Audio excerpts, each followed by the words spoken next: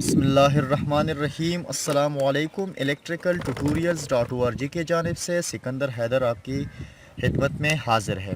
दोस्तों, ये जो आपको स्क्रीन में जो चीज़ नज़र आ रही है इसको हम एनालॉग मल्टीमीटर कहते हैं। ठीक है, तो ये एक एनालॉग मल्टीमीटर है। आज हम एक बेसिक क्लास बनाने जा रहे हैं कि ये मल्टीमीटर में ये क्या क्या चीज़ किस चीज़ के लिए इस्तेमाल होती है और इसके नाम क्या है और ये काम क्या करता है। ठीक है, तो सबसे पहले हम इसकी जो रीडिंग की जो स्केल है इसके बारे में आपको बताते चले कि इसको स्केल कहते हैं। इसमें डिफरेंट्स रीडिंग लिखी हुई है।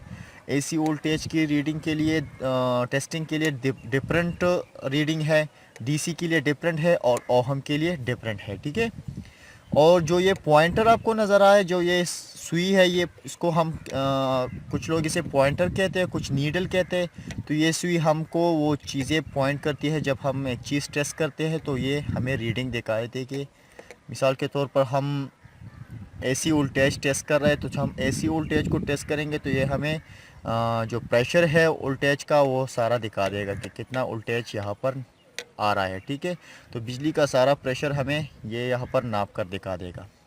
अब उसके बाद आते हैं इस चीज़ के बारे में। तो ये ज़ीरो एडजस्टिव का कनाप है। इसको कुछ लोग करेक्टर कहते हैं, इसको यानी ज़ीरो करेक्शन करता है। ठीक है, अब ये ज़ीरो करेक्शन क्या है? जब आप मल्टीमीटर ख़रीदेंगे ना, तो मल्टीमीटर में मैं ज़रा आपको दिखा देता हूँ। ये सुई यहाँ तक आती है, कुछ में यहाँ पर आ जाती है। जब आप कुछ चीज़ चेक नहीं करते हो फिर भी ये सुई यहाँ पर होती है या ज़ीरो पर नहीं आती, तो ये ज़ीरो एरर को ख़त्म करता है। तो इस एरर को ख़त्म करने के लिए जस्ट आपने इसको घुमाना है। ठीक है, अब जब मैंने इसे घुमा लिया तो यहाँ पर मैंने ज़ीरो एरर ख़त्म कर दिया, आप देख रहे हैं। उसके बाद इसमें एक और भी एडजस्टमेंट ऑप्शन है, वो ये है। ठीक है, ये एडजस्टमेंट ऑप्शन जो है ये ओहम एडजस्टमेंट ऑप्शन है। ये एक वेरिएबल है। जब हम अपने इस टेस्टिंग लीड्स को, इसको टेस्टिंग लीड्स कहते हैं, इस लीड्स को आपस में मिला देते हैं और यहाँ पर रीडिंग चली जाती है। तो कभी ये रीडिंग आपस में कम आती है, कभी ज़्यादा आती है। तो जब हम कोई रेजिस्टर की रेजिस्टेंस चेक करेंगे तो यहाँ पर हमारे साथ रेजिस्टेंस में वो जो रीडिंग देगा वो गलत आएगी। तो हम इस एडजस्टमेंट टूल के ज़रिए यानी इस एडजस्टमेंट वॉल्यूम के ज़रिए हम इसको एडजस्ट कर सकते हैं। ठीक है, अब नेक्स्ट आते हैं इसकी इस स्विच के बारे में। इसको सेलेक्टर स्विच कहते हैं। ठीक है, आप इस सेलेक्टर स्विच से डिफरेंट रेंज को सेलेक्ट कर सकते हैं। आप डीसी वोल्टेज को जब टेस्ट करेंगे तो डीसी की तरफ आइए। अब डीसी में कितना वोल्टेज आपने टेस्ट करना है? 10 के बीच टेस्ट करना है, 50 के बीच, 250 के बीच, 500 के बीच। मिसाल के तौर पर आप डीसी वोल्टेज चेक कर रहे हैं। मिसाल के तौर पर 24 वोल्ट बैटरी है, 24 वोल्ट का एक सोलर पैनल है। तो आप जस्ट इस नॉब को 50 पर रखेंगे, 10 पर नहीं रखेंगे क्योंकि इसका कोयल फिर जल जाएगा वहाँ पर। ठीक है, तो आपने इसे 50 पर रखना है, थोड़ा सा ऊपर रखना है। उसके बाद ये नीचे है डीसी मिली एम्पेयर, नज़र आ रहा है आपको? इससे आप डीसी मिली एम्पेयर सीरीज़ में टेस्ट कर सकते हैं। उसके बाद जो नेक्स्ट ऑप्शन है यहाँ पर 1.5 वोल्ट और 9 वोल्ट। ये ज़्यादातर कुछ मल्टीमीटर्स में नहीं होता है, लेकिन ये इसका मतलब ये है कि इसमें एक 1.5 वोल्ट का सेल इंस्टॉल हुआ है और एक 9 वोल्ट का सेल इंस्टॉल है। ठीक है, तो अगर आपको एक चीज़ के लिए 9 वोल्ट की करंट दरकार है तो आप इसको यहाँ पर रखती है, तो इस लीड्स के ज़रिए आप 9 वोल्ट एक चीज़ को दे सकते हैं या 1.5 वोल्ट दे सकते हैं। ठीक है, यहाँ पर एक दूसरा ऑप्शन है बज़र। इस बज़र से आप कनेक्टिविटी टेस्ट भी कर सकते हैं और किसी एक मशीन की शॉर्टेज भी चेक कर सकते हैं। लेकिन शॉर्टेज चेक के लिए आप ये ज़्यादा से ज़्यादा ओहम वाली सिलेक्शन ऑप्शन को इस्तेमाल कीजिए तो वो बेहतर होगा। ये बज़र हम डिफरेंट चीज़ों के लिए इस्तेमाल कर सकते हैं। जब हम अपने घर में वायरिंग करते हैं और एक तार को मालूम करना होता तो हम तो इस रीडिंग को हर वक्त नहीं देखेंगे ना, तो ये बज़र हमारे लिए बहुत अच्छा काम करते हैं। तो जब ये टेस्टिंग लीड आपस में टच होगी ये बज़र बजेगा। ठीक है, अब ये कैसे काम करेगा और कैसे हम इससे एक चीज़ टेस्ट कर सकते हैं, अपनी इलेक्ट्रिकल वायरिंग में से कैसे इस्तेमाल में ला सकते हैं, सारी चीज़ें हम स्टेप बाय स्टेप करेंगे जब वक्त मिलेगा। ठीक है, अब आते हैं यहाँ पर एक और ऑप्शन है यहाँ पर ओहम्स का है, ठीक है। तो X1 X10 यहाँ डिफरेंट ओहम्स के लिए चेक करने के लिए डिफरेंट ऑप्शंस है। तो आप अगर आपको मिसाल के तौर पर यहाँ पर आप यहाँ पर भी रख सकते हैं, यहाँ पर भी रख सकते हैं। उसके बाद ACV है। ACV का मतलब AC वोल्टेज टेस्टिंग है। तो अगर आपका वोल्टेज टेस्ट करना है को छोटे 6 वोल्ट 12 वोल्ट के ट्रांसफार्मर को चेक करना है, 12 वोल्ट के लिए आप 50 वोल्ट को सेलेक्ट कीजिए, 6 वोल्ट के लिए आप 10 वोल्ट को सेलेक्ट कीजिए। अगर आपने सिंगल पेज की सप्लाई में वोल्टेज टेस्ट करना है तो आप इस 250 वोल्ट वाली से उसे टेस्ट करते हैं। मिसाल के तौर पर 3 पेज सिस्टम है तो आप 500 वोल्ट या 1000 वोल्ट भी इस्तेमाल कर सकते हैं, ठीक है। अब आते हैं कि ये जो ऑप्शन नज़र आ रहा है यहाँ पर, ये ट्रांजिस्टर टेस्टिंग के लिए है, ठीक है। NPN और PNP, तो ये ज़्यादातर इलेक्ट्रॉनिक्स वाले इस्तेमाल करते हैं। यहाँ पर ये पॉजिटिव लीड का पॉइंट है और ये नेगेटिव का है, ठीक है। तो जब हम अब मैं आपको ये दिखा देता हूँ कि ये कैसे काम करता है, ठीक है।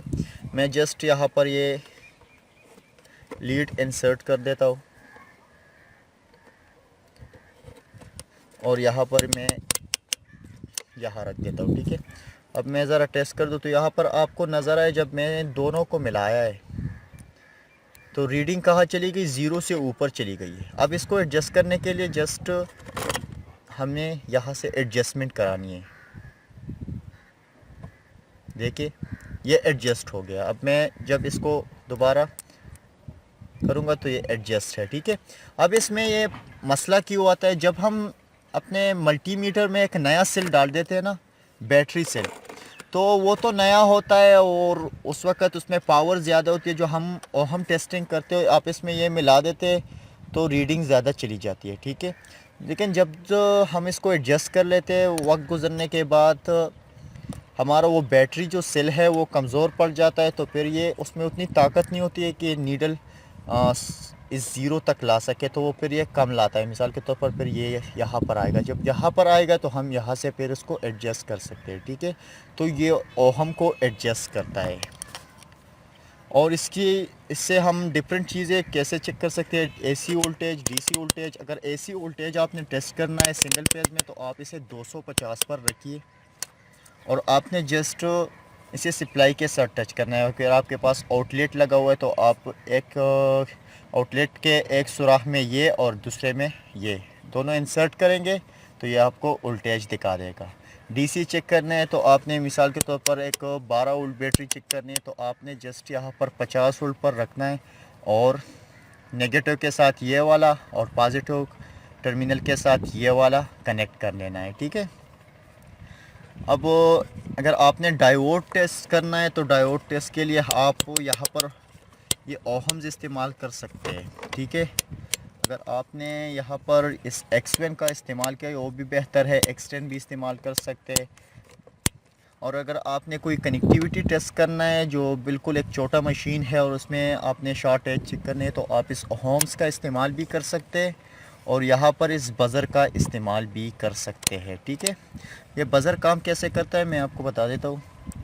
अभी आपको ये सुनाई दे रहा है कि ये एक आवाज़ कर रहा है, ठीक है। अगर वीडियो में नहीं सुनाई दे रहा तो मैं आपको ज़रा नज़दीक करके,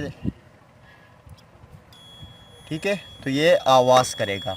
तो इसमें एक छोटा सा स्पीकर लगा हुआ है। जब यहाँ पर कोई कनेक्टिविटी टेस्ट करेंगे तो एक मिसाल के तौर पर अगर हमें इस चीज़ को टेस्ट करना है, ठीक है, मिसाल के तौर पर एक मशीन है तो हमने एक मशीन में अगर शॉर्ट सर्किट चेक करना है या शॉर्टेज चेक करनी है कि बॉडी के साथ इसकी शॉर्टेज है या इस मशीन शॉर्ट है या नहीं है, तो हमने जस्ट एक वायर उस मशीन के बॉडी के साथ और दूसरा उसके दोनों टर्मिनल्स की जो शू होता है ना, जो हम प्लग कहते हैं उसे, ठीक है, तो उसके साथ कनेक्ट करना है। या इलेक्ट्रिक सप्लाई का जो वायर है उनके दोनों वायर के साथ एक कनेक्ट करना है। जब हम इसे कनेक्ट करेंगे तो ये एक आवाज़ क्रिएट कर लेगा, ठीक है। जब आवाज़ क्रिएट करता है तो इसका मतलब है कि ये चीज़ शॉर्टेज है, ठीक है।